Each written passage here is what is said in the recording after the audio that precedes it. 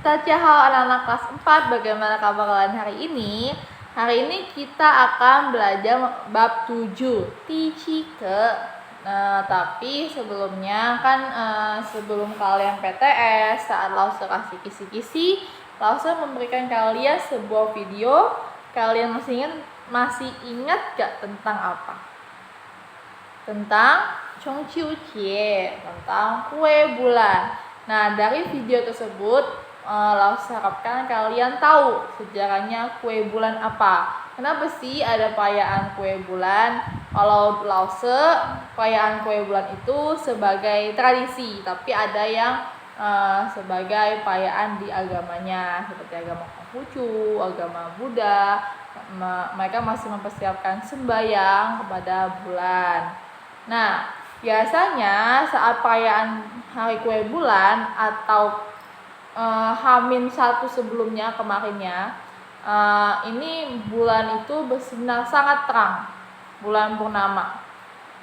Sebenarnya nggak harus kue bulan sih.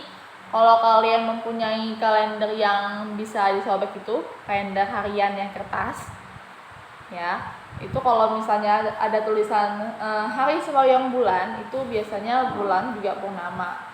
Dan biasanya atau pada umumnya di perayaan musim gugur ini dia tidak hujan. Kemarin itu mendung ya, awalnya cerah.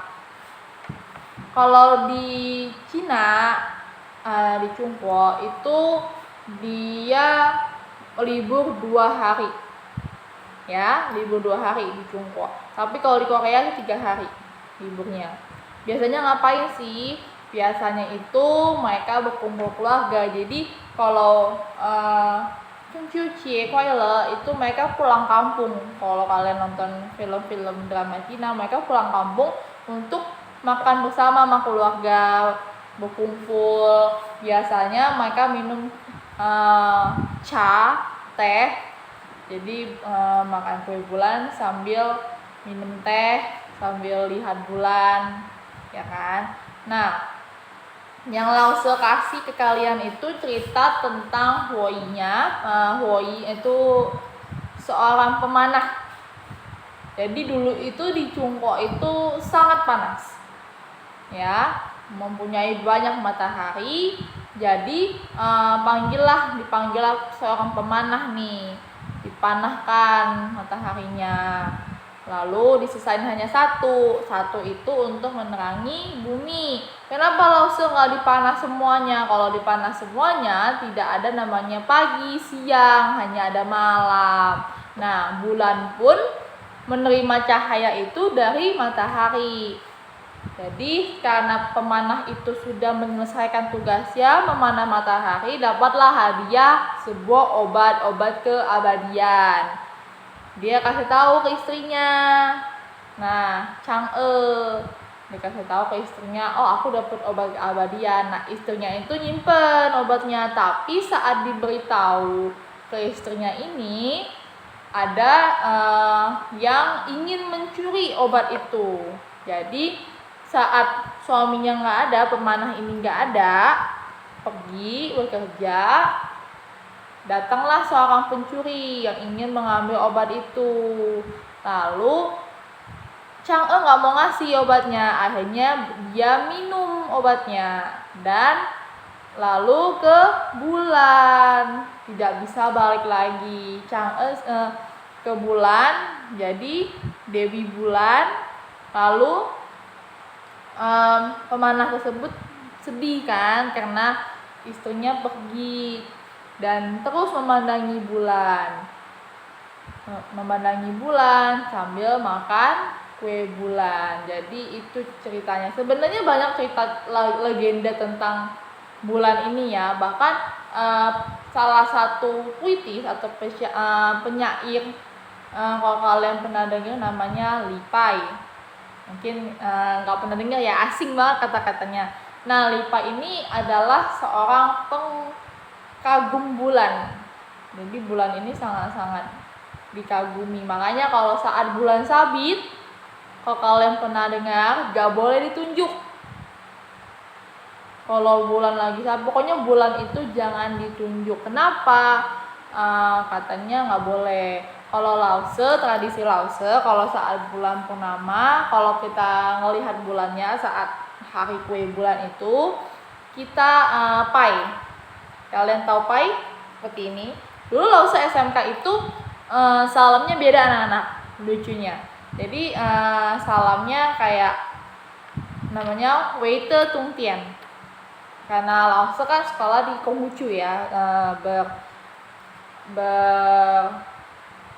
agama Konghucu dan mengikuti tradisi Konghucu. Jadi kalau kita salam ketemu guru pai, Weite Tung Tian artinya salam kebajikan.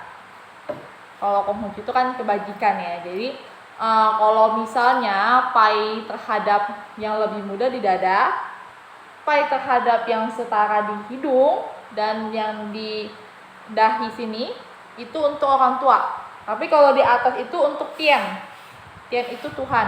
Tian hari itu Tuhan. Untuk Tuhan. Jadi kalau misalnya kalian lihat orang berdoa di atas itu, berarti mereka menghadap ke Tuhan ya kan. Biasanya kalau orang Konghucu sembahyang itu kan sembahyang di langit dulu, keluar sembahyang itu untuk ke Tian biasanya sembahyangnya. Nah pai itu kalau kita biasanya waktu pernikahan ada teh pai. Kalau kalian tahu upacara minum teh pai itu biasanya pai dulu. Atau sejenis kita lagi Imlek mau minta apa? Kyonghi. Ya, itu juga bisa. Biasanya apa sih Lause gunanya makan kue bulan? Ada artinya anak-anak. Kue bulan itu biar kalian kan bentuknya bulat sempurna nih. Buat apa? Biar kalian keluarganya utuh. Kalau kalian makan sama keluarga utuh seperti kue bulan. Untuk makmur, sejahtera, banyaklah maknanya. Nah biasanya kalau tradisi orang dulu itu saat bulan purnamanya lagi terang-terangnya, mereka taruh ember berisi air, terus di posisinya harus pas sama cahaya bulan, lalu untuk mandi, cuci muka. Untuk tujuannya apa Lause? Untuk supaya cantik seperti bulan. Nah, oke, kembali lagi kenapa bulan itu nggak boleh ditunjuk, ya?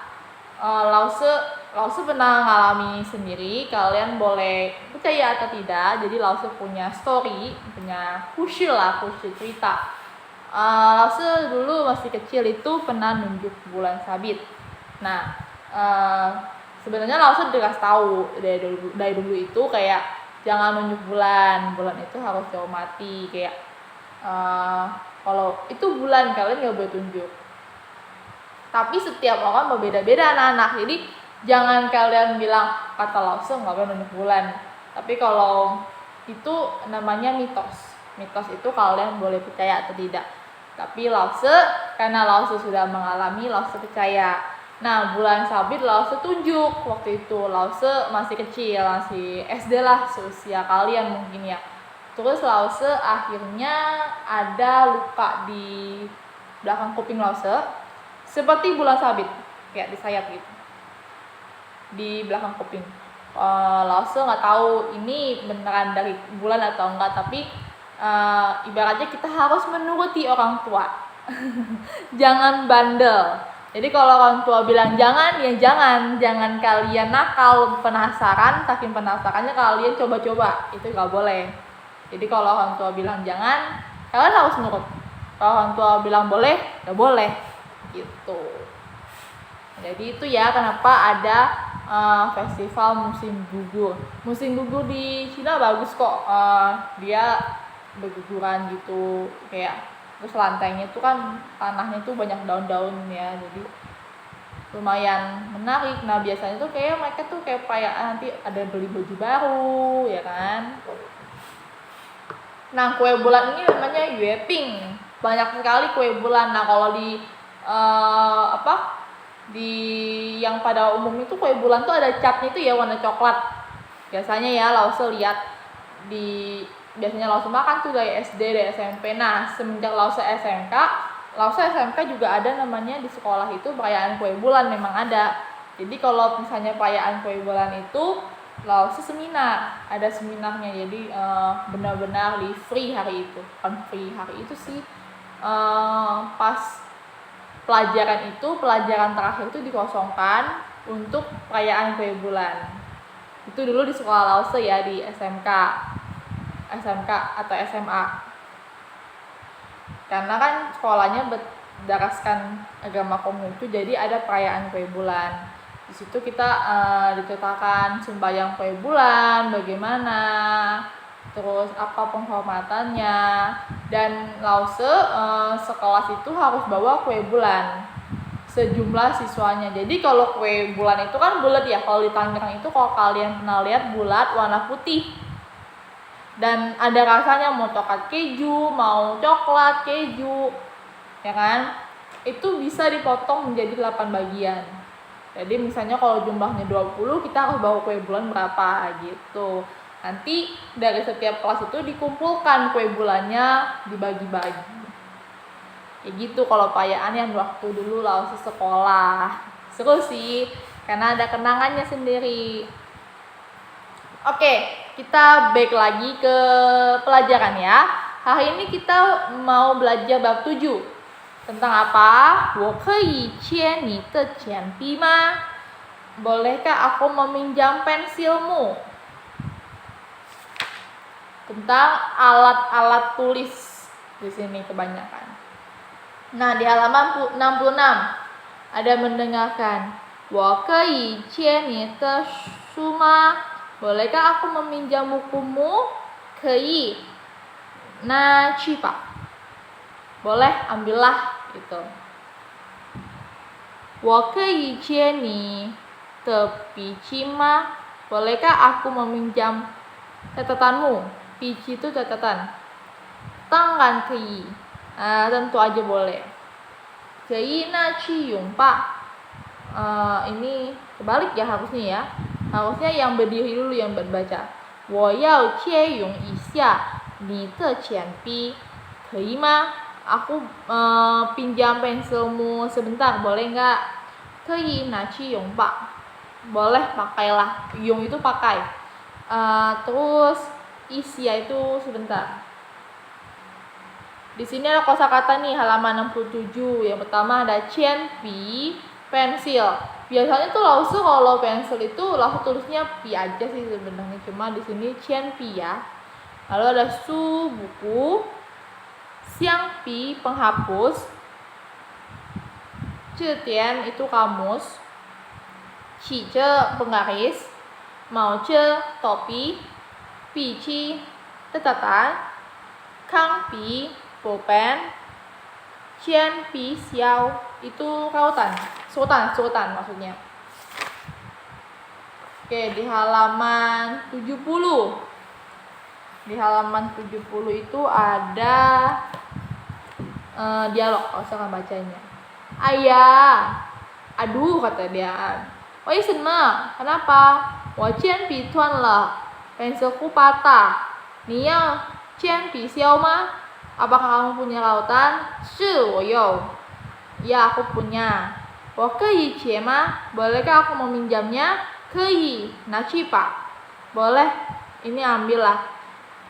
你写笔记写好了吗? Apakah kamu sudah selesai mencatat? 好了，我可以借一下你的笔记吗?